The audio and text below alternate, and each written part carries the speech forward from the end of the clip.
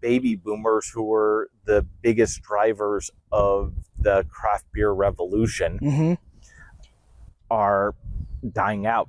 I was going to say, how does one become a beer judge? Well, there is actually what is called the Beer Judge University? It's actually called the Beer Judge Certification Program. I was close. Very close, very close. Yeah, you know what? Knowing me, I'd go through that in a couple days probably. And then you'd be spending 8-hour days every weekend brewing your next batch of beer.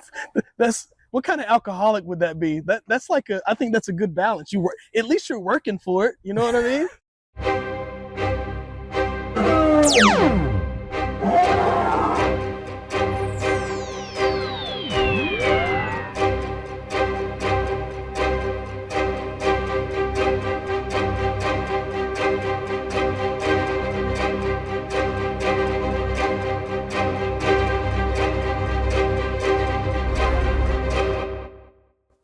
Welcome back to Raise Your Connection. We're on the 5th episode. We're making progress.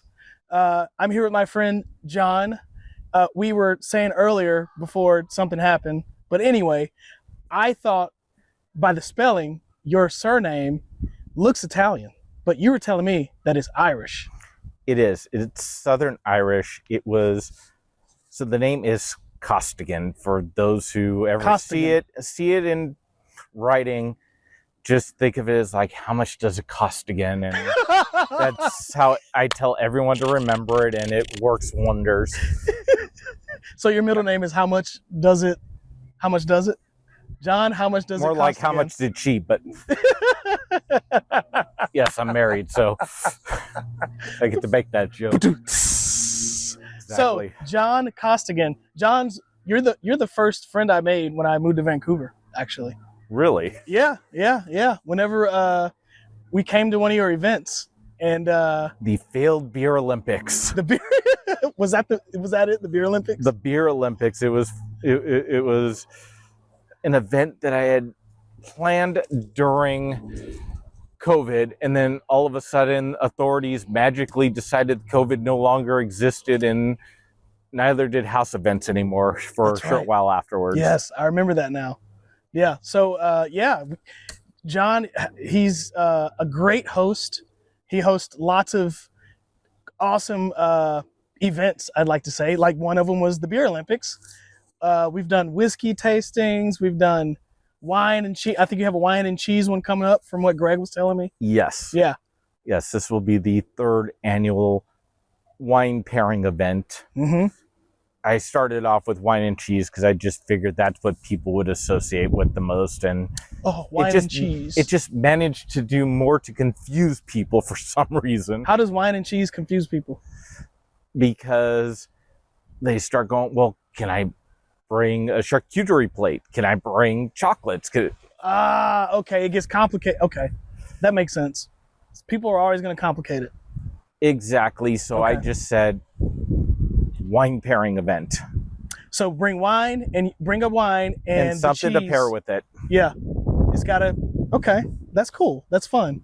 I think we did one. We've done beer pairing before, right?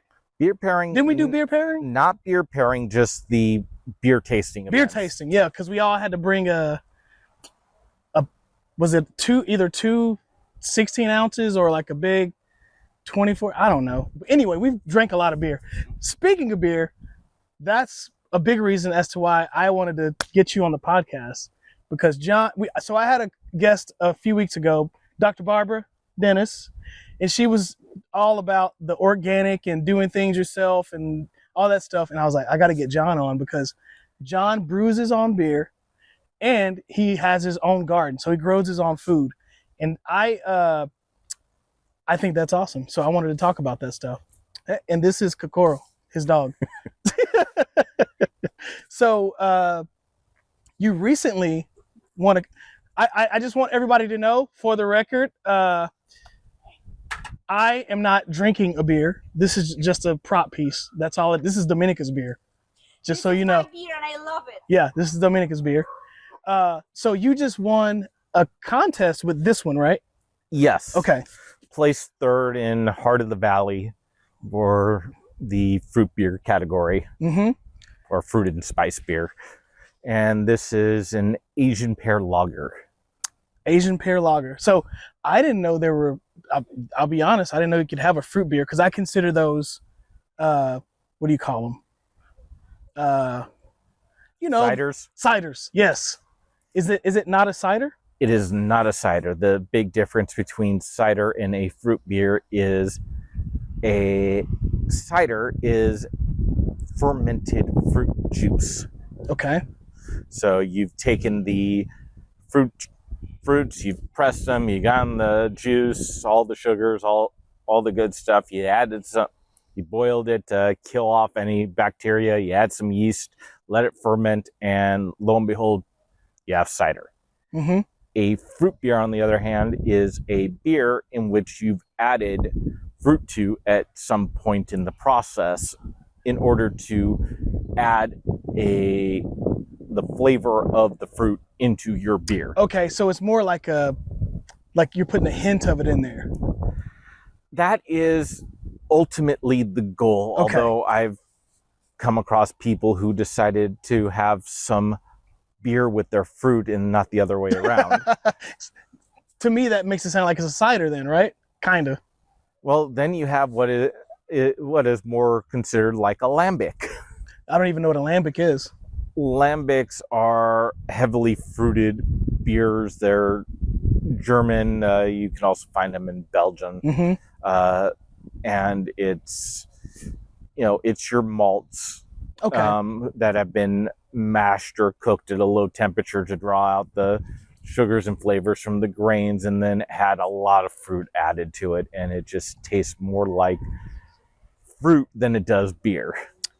Yeah, I don't know if I would like that. Back in my beer drinking days. In my understanding, the most genuine consensus of a fruit beer is a beer. You can taste the beer, but you get some notes, whether it's on the front or the tail end of the fruit that is in there. But you're still going to get the beer flavor. Oh. So with this one, you got third out of how many, I guess, entrants were there? Not exactly sure. They don't always post that, and they don't always give medals to every beer either. Beer judging is a world of its own. It's really something that people are trying to get beer taken more seriously. Most people, you think of wine and you think of these classy outings, people with their collared shirts, their fancy dresses, or their little summer dresses. The women are nice. You go into a place for a beer, you got, Trucker Alice over at the bar, and, Wino Dave at the corner, and, with the complaint of the day, making the bartender need his own form of therapy. The bartender is their therapist in a lot of situations, right? That is so the case. And, and whatever they're drinking at the bar, the bartender probably has something stronger after hours for his own therapy. Of course. But for the most part, people don't take beer as a craft or a serious world of booze. I mean, you hear people buying whiskey for thousands of dollars a bottle. Yeah. People will spend hundreds of dollars for a bottle of wine. People go to the market and they expect to pay 50 cents a can for Budweiser.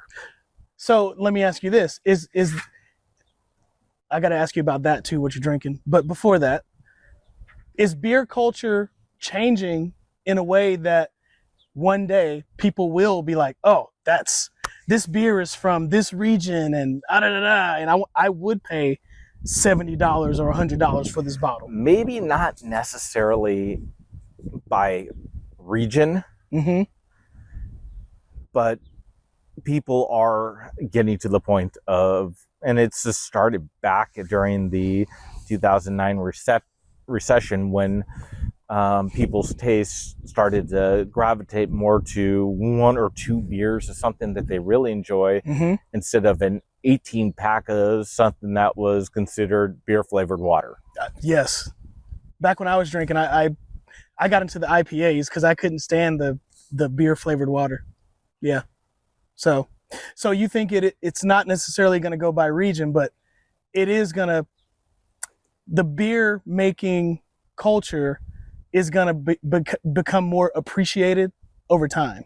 Is that what you're saying? That really depends, because right now we're hitting a decline in consumption overall. Okay. Your newer generations are not drinking as much. I've read that. And the baby boomers, who were the biggest drivers of the craft beer revolution, are dying out.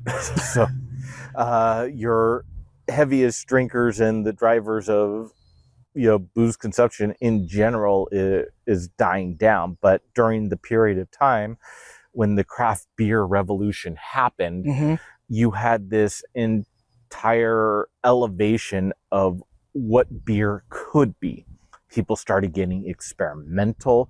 They started bringing back to life all sorts of different styles. And during the height of this, a lot of the technology that was being used to mass produce the beer started becoming more compact and available to people to do things at home.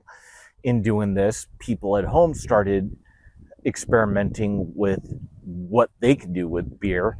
And in doing so, you started having these things called beer competitions. Okay. Well, in a beer competition, you need a beer judge. Well, how do you train a I was beer going to say, how does judge? one become a beer judge? Well, there is actually what is called the Beer Judge University? It's actually called the Beer Judge Certification Program. I was close.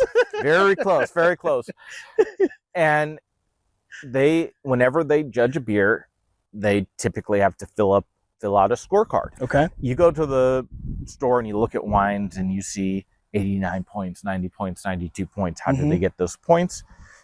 Some person who was certified to be able to judge the wine, or multiple people went through and they tasted the wine and they filled out a scorecard. And at the end, that tally tells them what that wine rated at. Okay.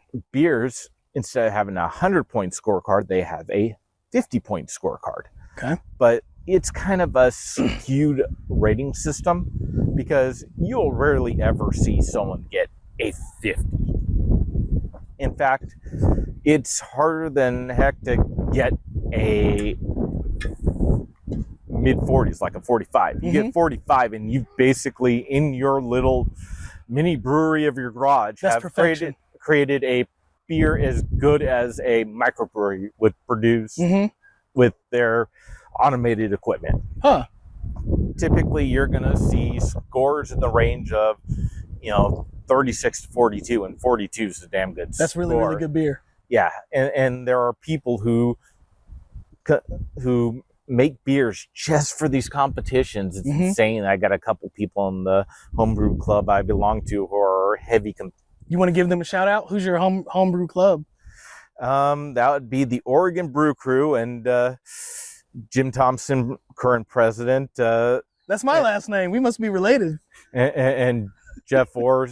These guys have some of the most crazy brewing setups I've ever seen. Yeah? Yeah, I mean, we're talking like tens of thousands of dollars invested into their beer creations, and they will make like 8 batches of beer to be able to submit into this competition. To this one competition. Just this one competition. Yeah. They're kind of hoping that there will be another competition so they can send in. But when you're spending $12 per entry, to, you could spend $100 or more dollars just to submit your beers into a competition in hopes of getting some medals. Wow. It gets crazy, but these guys have been doing it long enough that they're starting to enter into the national homebrew competition. Okay, I was going to ask you about that. Okay. Because you got local and then you get the nationals. And in the nationals, now you got the people who are sending it in from all over the place. They do multiple rounds of this. I'm not quite sure how exactly it works, although I know both Jim and Jeff, they, won in several areas in the National Home Brewing Competition. NHC is the acronym for it. And they had to rebrew the same recipe just to send in the freshest. That's kind of dangerous, right? Because you got to be able to repeat it if it's really good. Replication is always a hard thing, I would especially imagine. On a small batch scale, such as a 5 or 10 gallon. Mm-hmm. Do you plan to get to the national level eventually? To compete on the national level? Not really. No? First of all, you have people that are investing a ton of money to make these super, super high quality beers. Mm-hmm. And I don't see the bang for the buck in, converting out a room and, putting all this money in to make something that I personally couldn't tell the difference between that which I made using the equipment I have now and that which had $10,000 worth of equipment to make. There you go. Sounds like a man who wins a third place in a competition. You know your stuff. When I was drinking beer, it would be dangerous for me to know how to brew beer because I would just have it all the time. I'd be drinking it every single day. It takes a lot longer than you think to get a batch completed. You'd have to get many batches completed in order to have enough around to drink that much. So how much is a batch? Like when you get done with the batch, how much does that get you? Roughly 5 gallons, maybe 6. Okay. So basically I'm thinking of gallons. I always think of those milk jugs. 40 to 50 right? 12 ounce, 40 to 50 16 ounce pours. Yeah, you know what? Knowing me, I'd go through that in a couple days probably. And then you'd be spending 8-hour days every weekend brewing your next batch of beer. What kind of alcoholic would that be? That's I think that's a good balance. At least you're working for it. You know what I mean? Is it really a problem at that point? It's like, hey, I'm working for this. I can drink as much of it as I want, right? The question is, do you really want to drink good beer that fast? That's true. You want to savor it, right? I got you. Well, back when I was drinking, I loved your beer. For what it's worth, if you ever get a chance to try John's beer at a competition, or I don't know if you ever sell it or something. No selling. You got to get a license and all that. In Washington, That's true. Washington State, as well as many of the other states, you can homebrew for personal consumption. Mm-hmm. Sale is prohibited. Okay, so then you got to go to one of his parties. That's where you get to try the beer. Then you get to try the beer. So let's talk about I brought up the gardening too. So how in the world did you get into growing stuff? Like what started that? What triggered it? It's a good question, right? It's a good question. It's a funny story too. Oh, yes, even better. Let's go. So, anyone who is into cooking at all, I like cooking, knows the freshest ingredients make the best tasting food. Mm-hmm. Absolutely. Well, when I lived in Southern California, in this Inland Empire area of Riverside, mm-hmm. there weren't a whole lot of high quality Asian food markets nearby. And I was really getting into teach myself how to cook Asian food. Okay. And I couldn't get the ingredients anywhere locally. I'd have to drive. In California, you couldn't. I thought California had like a huge Asian population. In this part of California. Okay. This part of California was highly Hispanic. Gotcha. So I would have to drive out 30, 45 minutes to find a place that I could buy all my Asian supplies. And, if you got to drive an hour and a half round trip just to go pick up stuff. Dude, that's not worth it. You're not going to go there for onesie-twosie visits. No, you're going to bulk up. Exactly. But I decided, some of the stuff I should be able to grow. So I started getting into gardening, and then once I started growing certain things for the Asian food ingredients, I said, well, I can grow this. I should be able to grow other things. Mm-hmm. And then I started learning how to, grow all these other things. I got decent at it pretty quick, all sorts of different peppers, tomatoes, zucchini. Let me ask you this. What was the major Asian ingredient that you needed when you first started? Lemongrass and basil were probably the two biggest. Lemongrass is Asian? Yes. That sounds like something you'd be able to get here. Actually, it's harder than hell to grow. The winters usually kill it off. Did you say basil? Basil, Thai basil in Thai particular. basil, okay. Kokora loves me too, just so you know. So and then of course there's the different peppers, like the Thai peppers and the Habanese peppers and no. and the other little types of hot peppers that you need to make a good Thai or Chinese or Indian dish. Mm-hmm. So the first thing you started growing was lemongrass and Thai basil.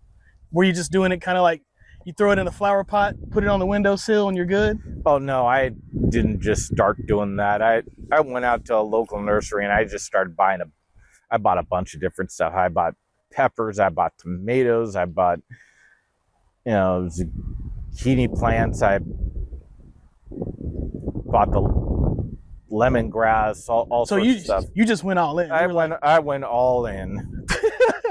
Did you? So when you get that much stuff to start out with, how hard is that to manage? Because they don't all have the same like season, right? Like when you harvest them, or how does that work? Well, actually, California is a lot easier to grow things than up here. So much sunshine. Well, we got 270 days of rain here. You get 270 days of sun there. Right. And so obviously you gotta get plants that are more heat tolerant. Mm-hmm.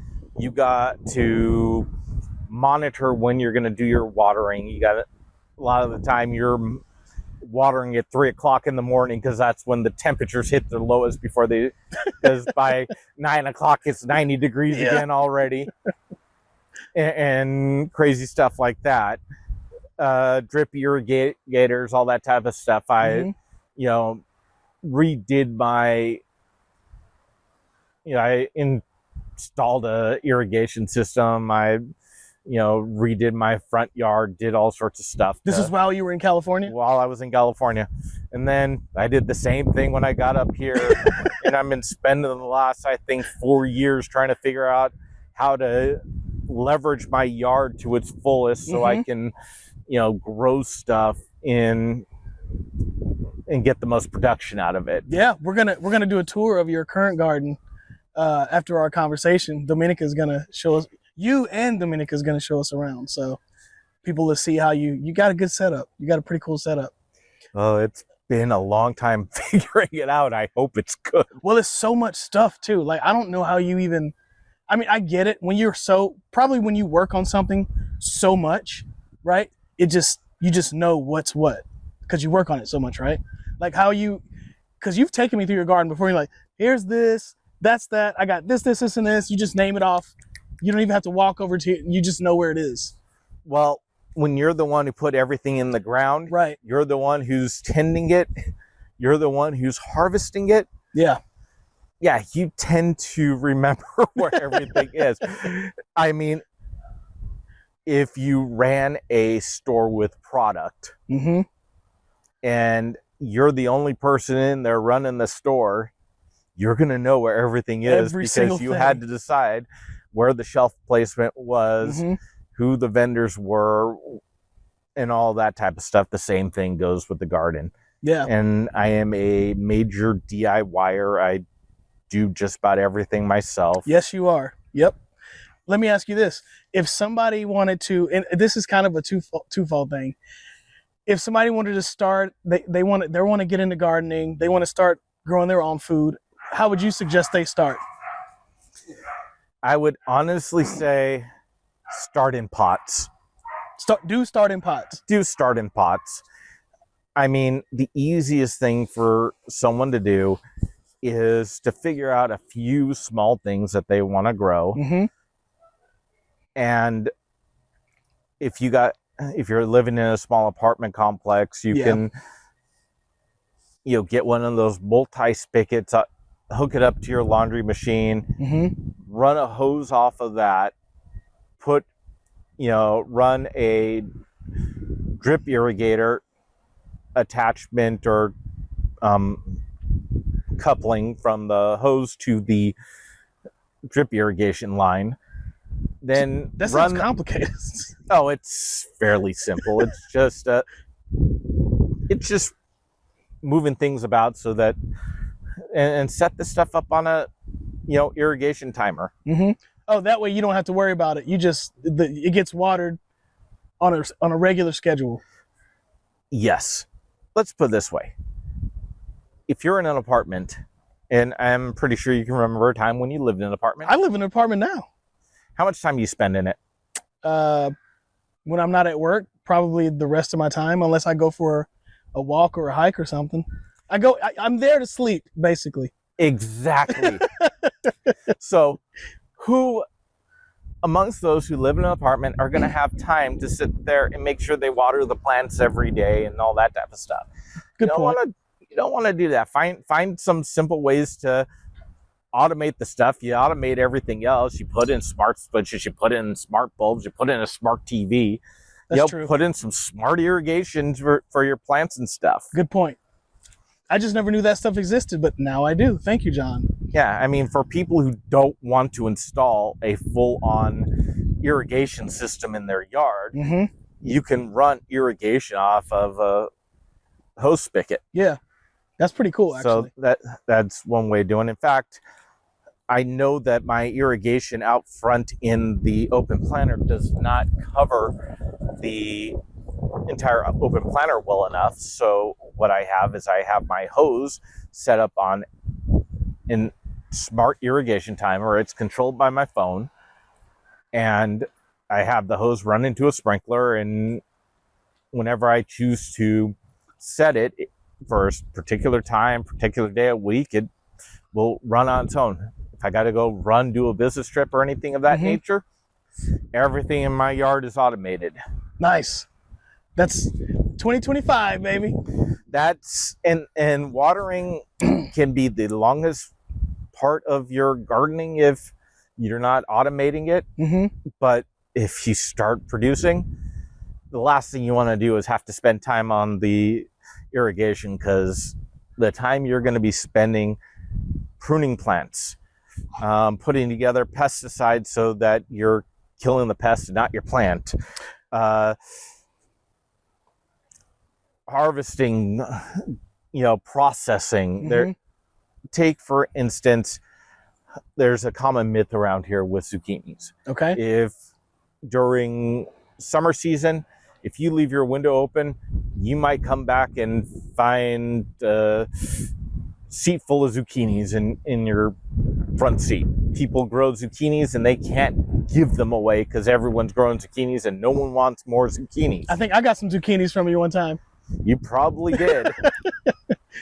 So, all right, why is that a myth? Because, well, around here, zucchinis just grow like crazy. Oh, okay. All right. And I'm pretty sure it has happened to a few people, but it just started becoming something that people started saying, leave your window open, you might come back and find zucchinis in your front seat. Anyhow, what the heck? See, zucchinis are nice and tender and everything, the perfect size when they're about that big. But if you blink and leave a zucchini on the plant for a couple extra days, or you went away on the weekend and that zucchini was this big when you left, it's this big when you come back. So they just grow just super fast. They will grow super fast overnight. That's why you see those what is it? You go to the state fairs, like, oh, they grew this giant zucchini or this giant pumpkin or squash or whatever. It's because they just let it grow to see how far it would go. Exactly. With the pumpkins, it's a completely different story. The pumpkins have absolutely no use other than animal feed. You know what? I thought that too, but then I think I ordered something one day and pumpkin seeds was in it at a restaurant. Pumpkin seeds. Have you ever eaten pumpkin seeds? Pumpkin seeds are Hispanics refer to them as papitos. Papitos, yes. They're high in iron. I think they're high in potassium too. They're really good for you, actually. But and then I got another use for you. But you got to shell them too, just like sunflower seeds. Yes. But you can actually buy certain types of pumpkins where the seeds actually come holeless. Mm-hmm. So you don't have to remove the hull from the seed. It comes with the little pepitos inside. I'm actually growing some this year. Of course. There's another pumpkin use. What I learned here, being in the PNW, as I say, versus the South, pumpkin pie is here. In the South is sweet potato pie. Have you had sweet potato pie before? I've had both. Yeah, and so pumpkin pie is more the staple here. Yes, but those jack-o'-lantern pumpkins that you're seeing, that's not what they're using for pumpkin pie. They use the canned pumpkin whatever. Well, they're not even putting the meat from those big old jack-o'-lantern pumpkins into those cans.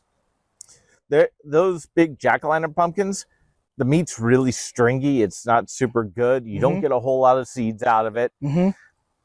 People grow those to win prizes or to carve into boats and do, the pumpkin boat races. Have you ever seen those down in Lake Oswego or whatever? I haven't seen it, but I've seen pictures of it, like on the internet or on Instagram. Yeah, that's crazy. The costume pumpkin race. Yeah, but the type of pumpkins that you're going to use for the pumpkin pies, if they're actually using a real pumpkin, they're going to be about 4 to 8 pound pumpkins, lots of meat, very, very tender.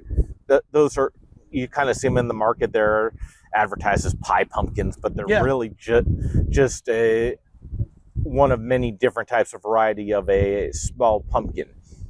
And on top of that, the majority of what's in that can isn't even pumpkin. It's different types of squash. I believe that. You can get, what is it? I think it's like speckled hen, kalia, sweet meat, all sorts of different squash that mimic the flavor of pumpkin perfectly. Because it's a squash, right? It's a squash. Yeah, pumpkin is a squash. That makes sense. And there's there's a ton of different varieties of squash. I mean, squash has been the Native American and your pilgrims, winter food for a long time. They have a shelf life of like 3-4 months. So at the end of harvest season, you got these squash, you keep them in a cool, dry place, and you can have them for your entire winter as your vegetable. It's beautiful. My sister-in-law, Patricia, she has her own garden. She lives in Czechia, which was formerly Czech Republic. I still say Czech Republic, but I get in trouble for saying that. They want me to say Czechia. And she was having problems with snails eating the leaf stuff. Like, I think she had some cabbage, maybe some spinach. I'm not sure what exactly it was. Lettuce. And we went on the internet and we were like, oh, you can get beer and put it in some bowls or something so the snails can get to it and the slugs. And sure enough, we put it out there and the slugs were all in the beer and they kind of just overdrink and die of a hangover. Oh, there's a couple different other. Have you heard of this? I have not heard of the beer. I've heard of using eggshells because they'll cut themselves crawling over the eggshells. Oh. There's also stuff called sluggo. Sluggo. And it's these little pellets. They kind of look like hamster feed or rabbit feed, but they have iron phosphate in it. And that kills them? And iron is poisonous to slugs and snails. It's safe for animals, so if your dog or cat or wild possum or whatever eat some of these pellets thinking it's, their local food. Yeah. They won't die, but the slugs will. Good. So on that subject, you were talking about pesticides and stuff like that earlier. Is there a balance on like the types of chemicals that you use to keep the insects and varmints from devouring your harvest? That's, like, is there a balance between, okay, this chemical is kind of harsh, but I need it to make sure I can grow this properly? Or are there natural things to keep pests out? Well, I used to say all the time, Google is your friend. Yes. Now I'll just say ChatGPT is really your friend. ChatGPT. Dominica her best friend is ChatGPT. That's her best friend. I think my wife would have preferred to marry ChatGPT than me. If she had known about that first, then she probably would have said no to me. But in all... That was my assistant. John's wife said it's her assistant. Even better than a You guys should be happy because you don't have to be our assistant. You know what? That's right. Dominica said we should be happy because we don't have to be there. So the next time I get yelled and screamed at from the distance, all I could respond to is with, ask ChatGPT. Ask ChatGPT to take the garbage out. You guys did something. Feed the baby.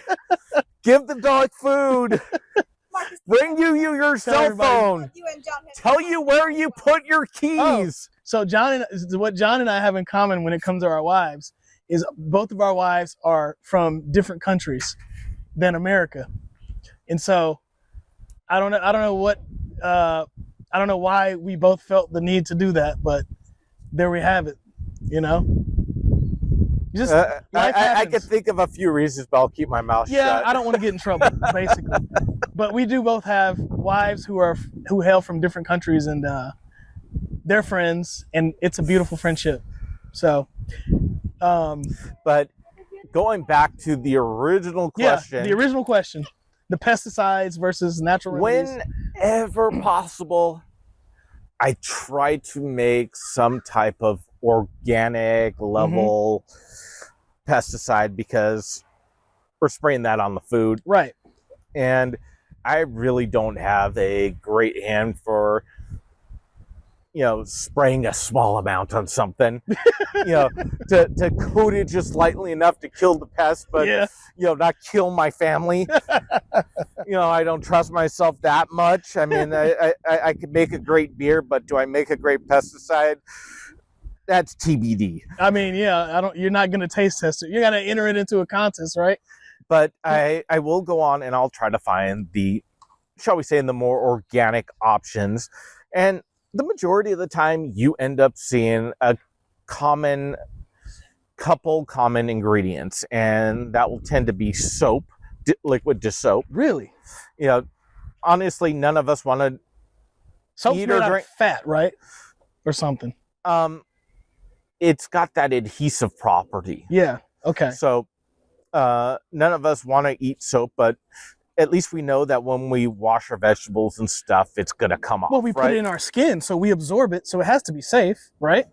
We've all had soap at some point in our life. I mean, think back to when you were a kid and you said F for the first time and your parents got you. I remember the taste of a bar of soap in my mouth for 30 minutes. I'll never forget. You had to put it in your mouth for 30 minutes? Oh, my parents were harsh. I mean, if I dropped an F-bomb to my parents, which I don't think I ever did, they probably would have beat me. That's what would have happened. Bar of soap, I wish. Oh, the bar of soap was after the beating, by the way. the bar of soap was for, because you had to sit down as you ate that bar of soap and your butt was welted. So, okay. So you're being reminded from both ends which one to never speak wrongly out of. My parents they do like in that movie Full Metal Jacket, and take the soap, put it in the towel and beat me. They never did that. I'm saying if I ever said the F-bomb in front of them growing up, I probably would have gotten a soap beating. But anyways, yeah. Soap washes off. we wash things with soap all the time. We rinse it. We eat off of those things. Right. Soap Right. Soap is safe. The other thing is vinegar. Vinegar makes sense, actually. And vinegar is something that we consume. People tell us to consume more vinegar. What's the healthiest dressing for your salad? A vinaigrette. Yeah. Why? Because vinegar actually helps the body pass the fat through it rather than absorb it. Uh-huh. It also tends to be strong smelling, which keeps the pest away from it. I drink whenever I'm doing pretty good on my health journey, which right now I'm not. I'll wake up, first thing I do is take some apple cider vinegar and Tabasco and drink that with some water. And that comes into the next ingredient you'll find in most of your pest control stuff. Okay. Is some type of pepper powder or pepper oil or something like that. Animals and other pests don't like the smell or the taste of hot pepper. Interesting. I didn't know that. In fact, I've been having issues with some of my trees getting the leaf curl. I don't know whether the leaf curl is fungus or pest related. So I went online and I saw. Is the leaf literally curling? Or is that just what it's called? It kind of bubbles. Oh, and then okay. And then it curls and dies and falls off. And then it could be a fungal or it could be a little fly laying a larva, and the larva causes it to do it. Anyhow, what ends up happening is it's not good for your fruit, because really what you want is you need those leaves on your fruit trees to shade the fruit as it's growing and kind of camouflage it away from the pests. So leaves are your friends on the trees. And I went online and I found something. It said vinegar and soap. Another one said oregano oil. Another one said onions, garlic, and chili pepper. So I said, screw it. I'm going to make something using all of it. So why not? It's all natural. I put in the vinegar. I have all these chili powders from peppers I've grown and I've dehydrated. I powdered them and I use them for my cooking. And the wife's just happy whenever I get rid of more of the chili powder, because she thinks I got too much of everything. So, throw some of that in. I got powdered oregano from. I think we got some powdered stuff from you. Yeah. Gave a lot of it away. So oregano oil, why not just put in the powdered oregano? It has the oil in there. I threw in the onion. I threw in the garlic. Put all the stuff on the stove. I let it simmer. I let it steam off some of the water. Then I bottled it up, and before I put it into a spray bottle, I throw in a little bit of Dawn dish detergent, and so it sticks to the leaves well. And lo and behold, I mean, trust me, you don't want to be in the wrong spot if the breeze is blowing, because a little bit of that stuff gets in your eye and you're hating life for a bit. Because I can't imagine. I use Thai chili powder and habanero chili powder. That thing, I wanted that like extra strength, Tim the Tool Man, more power level pesticide organic style. I mean, I gotta do it right, baby. And you got some of that in your eye? Oh, I got a little mist of it in my eye. You never see a grown man cry quite the same. Yeah, it's good, but it's bad. Oh man! So you can do a natural pesticide. Just be careful and don't do it when it's windy outside. Exactly. Okay, gotcha. Either that or go get yourself one of those little, pest control, what is it, weed killer sprayers, but make sure it doesn't have the weed killer residue in there. Clear it out all nice. Put your stuff in there, put it on stream, and spray it at a distance. The thing I should have done. We live and we learn, my friend.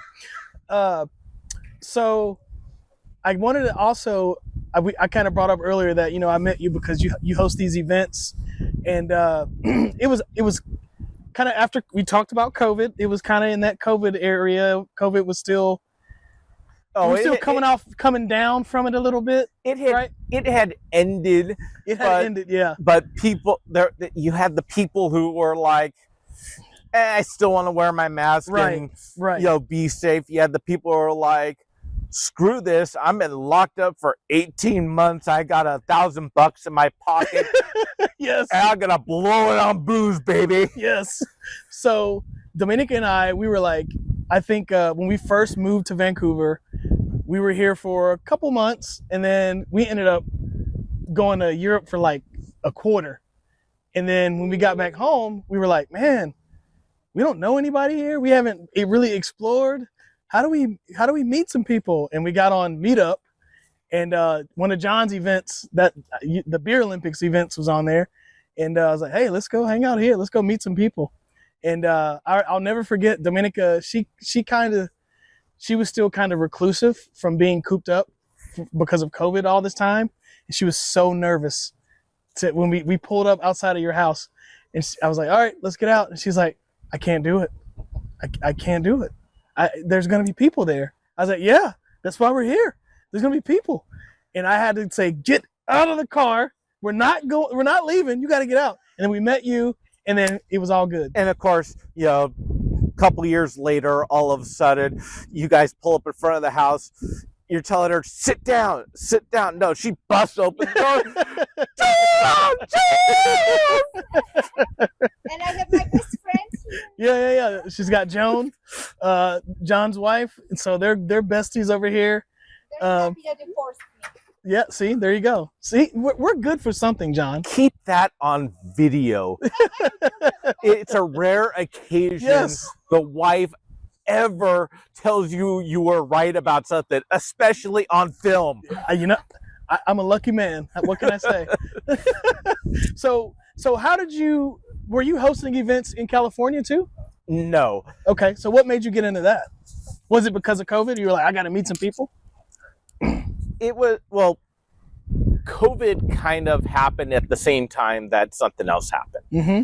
And that thing that happened was relationships that I had struck up when I first came here were ending, and I was losing my support structure. And I realized I was losing my support structure. And I'm like, I can't go through life as a recluse, not in a place where I don't have anything. My family decided during the entire COVID thing to, keep their distance. I don't know. I think COVID warped their minds, not their bodies, but whatever the case may be there. Yeah. Got no family, losing my friends. I got to do something. Mm-hmm. And I have this big house. I have a big property. Yeah, your yard is huge. I'm making some good beer. So I've been part of this meetup group, Nightlife in the Coup, for X amount of years at that point. Shout out to Nightlife in the Coup on Meetup. Yeah. Talk to the owner. I'm like, hey, you do all these bar crawls all the time. I've been hearing word that there's a lot of people who would like to do something else other than a bar crawl. I got this big house when I start hosting some events. Mm-hmm. He's like, what do you got in mind? I give him a list. He's like, okay, I like them. When do you want to start? And so I think the first big one I did was a 4th of July party. Mm-hmm. Right out the gate had like 30 people show up for this thing. Wow. It was, big old house People party. were desperate to party outside of the bars. At that time, yes. And I kept on doing, brew days, and then I started doing beer tastings, and I think we're coming up on 5th year of beer tasting events this year. I've done 4 straight years of a stout and a winter ale tasting. Yep. And they've become, sold out events, essentially. I mean, I got room for like 21 people in my dining room without making people sit on each other's laps. I mean, some people might get into that, but it depends on the crowd that year. I don't want to scare anyone away. Exactly. But I could fit 21 people in there, and I'm getting 21 people, in a wait list. I got did this wine event for the last 2 years. First year was really good. Second year kind of tapered off. I think last year was just one of those years where people really wanted to go out and enjoy the summer. I think people's wallets are getting pinched hard. They're looking for something a little bit more economical, something where they can actually connect with some people. Yeah, absolutely. And so unlike last year where I had like 20 people show up, right now I got like 40 something people signed up for this event. Holy moly, dude. And it's still 2 weeks off? No, it's a week off. So it'll happen next Saturday, right? Next Saturday. Yeah. And people keep on signing up. I get one person pull off and 2 more people sign up. It's big crazy. Maybe we should take out the shout out to the Couve meetup group. Maybe we don't want to pile up your list too much. Let it pile up. So basically, you facilitated your own way to grow a group of friends. That's pretty cool, actually. Because a lot of people, they'll be babies about it and go, "Oh, I'm so lonely and I don't have any friends," and they'll just rot and get depressed and get suicidal. You know what I'm saying? But you did the opposite. You grew your friend group like with a purpose. You like put some backbone into it. There are essentially 3 main types of people in this category. Those who complain about the world happening, those who watch the world happening, and those who do something about the world happening. Absolutely. I am not much one for complaining nor listening to people complain. I'm with you.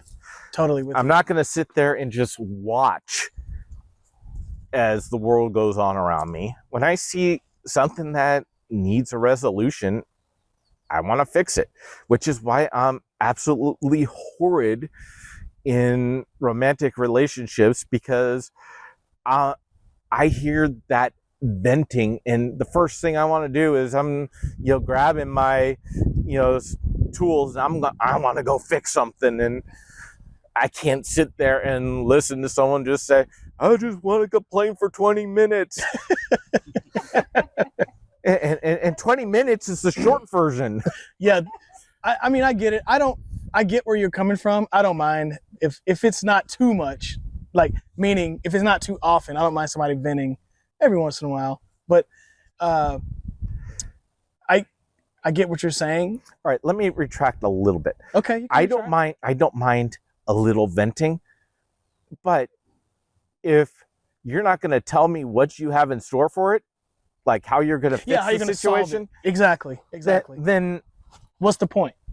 Exactly. I might as well be a wall, and I got better things to do than being a wall. We agree on that. Absolutely. So I guess we can talk about this a little, as much as you want anyway. We brought up our wives being from a different country, right? So everybody knows Dominica's from Poland. The last episode we just did, and we went really deep into it. How do you mind sharing what country your wife is from? From Colombia. Now, have you been to Colombia? Multiple times. In fact, that's where I met her. You met her in Colombia? I met her in Colombia. Nice. So, how did you meet her? You just kind of ran into her, or? No, I was visiting a friend, and that friend is homosexual. He's got a partner. The partner is like 15 years younger than him, and actually, no, 25 years younger than him. Holy moly! And the partner was a wee bit on the immature side. Well, and I think he was a little bit jealous of my friendship with this person, even though there was nothing ever going to happen, because I got my interest, he's got his, and neither one of them crossed in that regard. Yeah, you were just really good friends. Yeah. Well, I mean, I've known the guy since I was yay tall, and he was, like 18, 19 years old. I mean, I grew up with him. He was the partner for some period of time. Long story, but Share whatever you feel like you want to share. my dad's best friend and mentor took this guy in, Mm-hmm. and so I grew up knowing Francisco and Cal, and with Francisco and Cal, they were family, Mm-hmm. and that's all it ever was. And when Francisco invited me to come down to Colombia and see it because he loved it and he wanted to share it with me, and I had a place to stay and all that Dude, good that's stuff. awesome. So you had the setup when you went. You didn't have to get a hotel. You didn't have to. Yeah. None of that, but the boyfriend started, creating some level of friction with his jealousy, and I popped onto a dating app. Mm-hmm. And because The once good again, old dating app. That's how I met Dominica. once again, I'm not going to sit around and do nothing. Right. So I popped on the dating app, and my God, I started getting hits by all sorts of women, and they were willing to meet right away. It wasn't like the U.S. when I was on the dating app, and you're constantly running into people who are so scared of their own shadow they can't make it out the front door, or the moment you suggest meeting in person, they ghost you. No, you want to meet in person. They're when, where, how, whatever the case. Mm-hmm. And I had a few different potential dates lined up, but I went out with my wife, and after that, I kept on going out with her, and I just said, kind of screw the other ones, because there was a lot more work involved in trying to deal with those, and I didn't want 40-something years old. I don't want to fucking play the field. Bada bing, bada boom. What you said? Basically, I told Dominica and I said we don't want to play any games. We don't want to play any games. Well, I'm glad that you made that decision, because your wife, Dominica and I both love Joan, and we're happy for you guys. And it's been about an hour, I think. So is there anything else you want to share while we're here? Oh, you know what? I almost forgot last time. Drink more beer, keep the revolution alive. Oh, yeah, drink more beer. Drink enough for me. I almost forgot last I almost forgot last time with Dominica's episode. I normally ask people, how do you define connection? Like the word connection, what does that bring to mind for you? What do you think of? And I kind of put you on the spot. I'm sorry. Yeah, you kind of got me there. And you don't have to answer it if you don't want to. You can refuse. It's part of your segment. I should honor it with a decent answer. Or I can ask a different question too that I normally ask, which is, how do you see humanity when it comes to connection? Does it feel like we're going in a direction where the connecting is a good thing, or are we going in a direction where we're getting less and less connected? I'm going to cover both your questions. Okay, perfect. The same fail swoop. Connection is really something you feel, and when you feel it, you can't put a definition, and everyone has their own level of definition of connection and levels of connection. Although I will tend to say that we are becoming more disconnected because we are spending more time on these Our and pocket computers. these and Yeah. other devices, and we are entertaining a false sense of connection. Because when you watch a podcast such as this and you feel connected to the host doesn't know you exist. No offense or anything, but I mean, they're on one end. They're on one end of a computer screen watching you. You don't know they're watching you. It's a one-sided connection. Absolutely. there's really no connection there because connection requires two ends coming together. And with that being said, people need to make better use of things like Meetup and the Facebook groups and other forms of support groups and stuff to get out there and see a person face to face, look in their eyes, read their body language, and make those real connections, not just That's these what we did. one-sided false connections. Absolutely. And Kokora's chasing a squirrel right now. This is more entertainment than connections. That's for happening. sure. Anyway. She's trying to establish a connection, and the squirrel does not want any part of that connection. That is for sure. That is amazing. Thank you, Kokoro, for establishing what is a one-sided connection. So no, but I get what you're saying. Absolutely. That's what Dominic and I did. That's why we're in the situation we're in right now, is because we wanted to get out and connect with people. And that's how we met you. And we're so glad to have met you. We always have a good time when we hang out. And with that, I think that's the end of the episode. Yeah. All right. Later, guys. You can just say the game room. This is where The game room. the fun takes place while you're enjoying some of the product that I have just recently put on tap.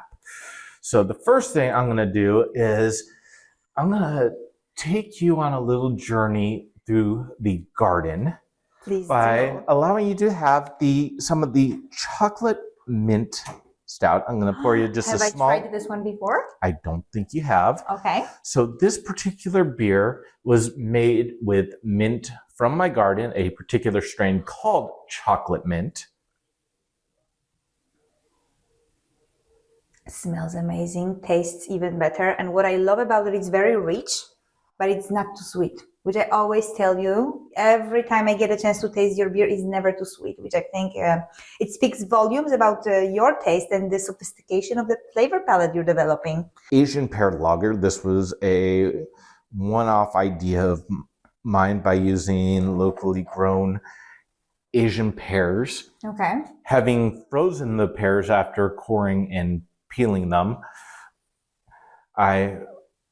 the freezing helped keep, or it actually helps rupture the water cells. Okay. So what you end up getting is a very light, refreshing beer. So the base of the beer is a Japanese rice lager, which is supposed to be very clean, crisp, refreshing, with just that hint of an Asian pear. All right. That gives you something that, with a little bit of the sweetness on the front and a very clean finish.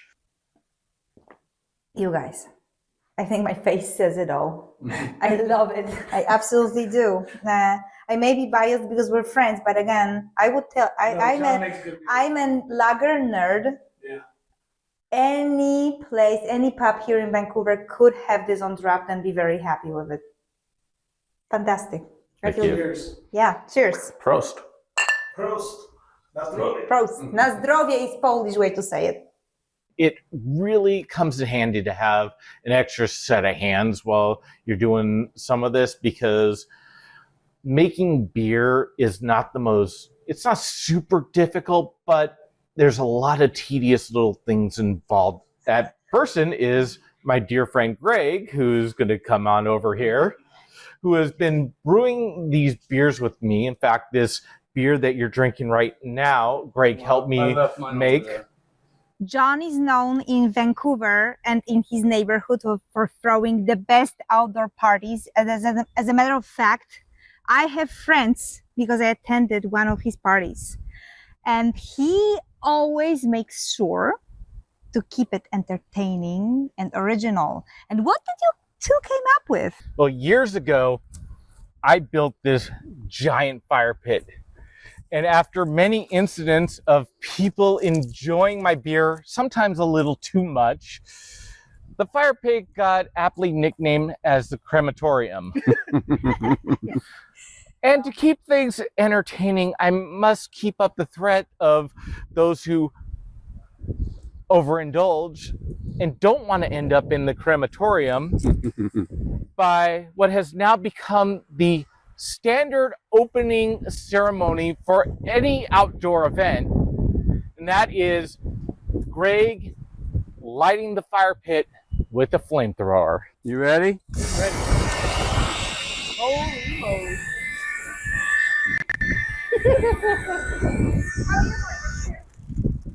We'll let it burn a little bit and then I'll hit it again because there's some green weeds in there. Oh, okay. You gotta get rid of those weeds. It's just gasoline in here. Gasoline coming out of a flamethrower. Ooh, that's hot. That's super. That's hot. Right in the face. So I have spent years trying to figure out how to best utilize the sun that's available in this very In Washington State.